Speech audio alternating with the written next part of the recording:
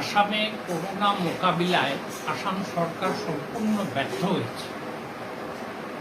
এটা আমার বক্তব্য নয়, আসাম সরকারের স্বাস্থ্যমন্ত্রী হেমন্ত বিশ্ব শর্মা নিজেই ঘোষণা করেছেন যে করোনা মোকাবিলায় সরকারের আর কিছু করণীয় নেই।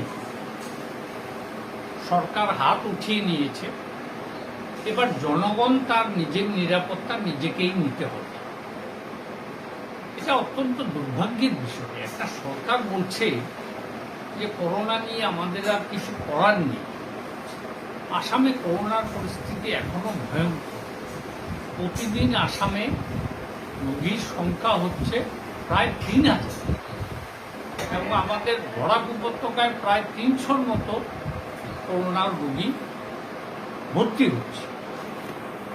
তারপরেও সরকার কি করে বলে যে আমরা আমাদের করোনা নিয়ে আমাদের আর করণীয় কিছু নেই? এমনকি সরকার এই করোনা রোগীদের হসপিটালে ভর্তি হতে গেলে যে অ্যাম্বুলেন্স, সেই অ্যাম্বুলেন্সের ভাড়া বলছে রোগীকে দিতে হবে, কোনো খাওয়া দাওয়া দেবে না। এবার ৩০-৪০ কিলোমিটার দূর থেকে কোনো রোগী যদি ভর্তি হয় তাহলে তার ৩ বেলা খাওয়া কে নিয়ে যাবে? এবং সরকার এমনভাবে ভয় দেখাচ্ছে জনগণকে যে আগামী অক্টোবরে ভয়ঙ্কর আকার ধারণ করবে। এতে জনগণের মধ্যে একটা ভীতির সঞ্চার হচ্ছে এবং এই সুযোগে বেসরকারি নার্সিংহোমগুলো তাদের হাসপাতালকে অন্যান্য রোগীদের বের করে দিয়ে করোনা হসপিটাল করছে এবং এই বেসরকারি নার্সিংহোমগুলোতে প্রতিদিন একজন রোগীর প্রতিদিনের ভাড়া হচ্ছে ১০,০০০ টাকা। কজন রোগী এই ব্যয়ভার বহন করতে পারবে? তাই করোনার এই ব্যয়ভার গ্রহণ করার জন্য সরকারের উচিত এই করোনা রোগীর মোকাবিলায় নিজেদের দায়িত্ব পালন করা। কেননা নরেন্দ্র মোদী প্রধানমন্ত্রী নিজের ৩,০০,০০০ কোটি টাকার করোনার প্যাকেজ ঘোষণা করেছেন। কেন্দ্র থেকে প্রচুর টাকা দেওয়া হচ্ছে, রাজ্য সরকারও টাকা দিচ্ছে। তারপরেও কেন করোনা মোকাবিলায় সরকার পিছিয়ে আসছে? তারপর দেখুন, আসামে করোনার এই ভয়াবহ আকার ধারণ করার কারণ দেখুন, আজকে কেরলে দেখুন করোনার কোনো রোগী নেই, পাঞ্জাবে দেখুন, দিল্লিতে দেখুন, মধ্যপ্রদেশে দেখুন, সেখানে করোনা কন্ট্রোলে এসে গেছে। কিন্তু আসাম কেন ব্যর্থ হল? তার কারণটা কি?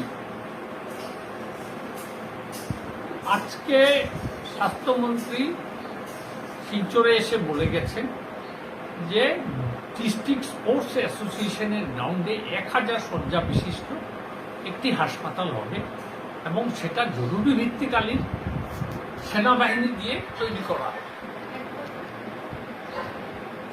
তার কিছুই হয়নি।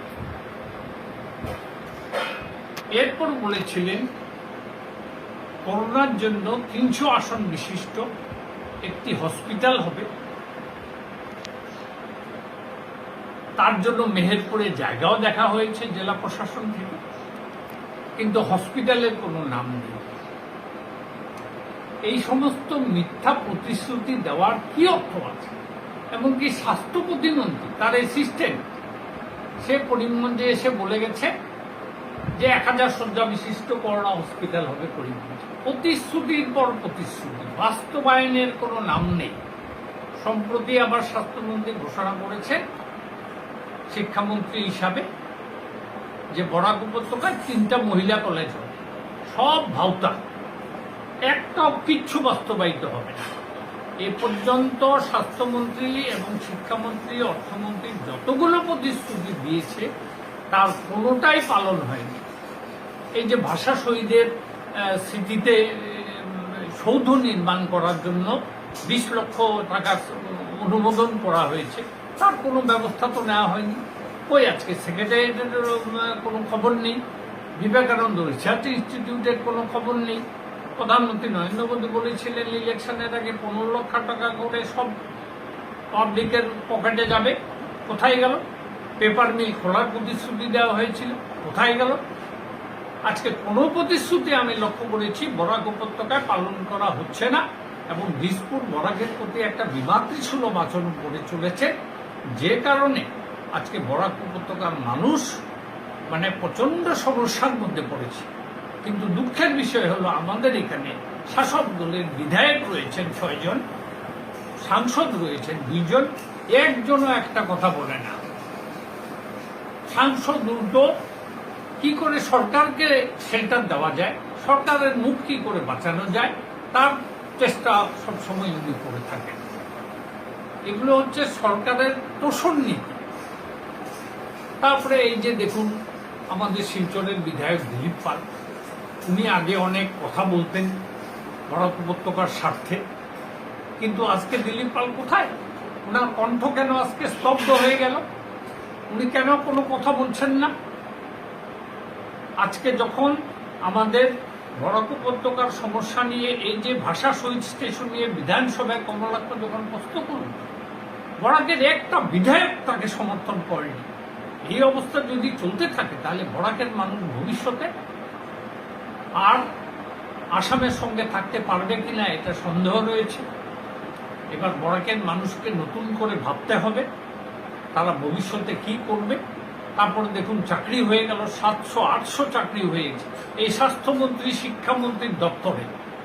এগ্রিকালচার ডিপার্টমেন্টে 111 জন হয়েছে, স্বাস্থ্য দপ্তরে নার্স সহ অন্যান্য পোস্টে 400 অ্যাপয়েন্টমেন্ট হয়েছে। একটা বরাক উপত্যকার ছেলে পায়নি। বরাকের ছেলে মেয়েরা কোথায় যাবে?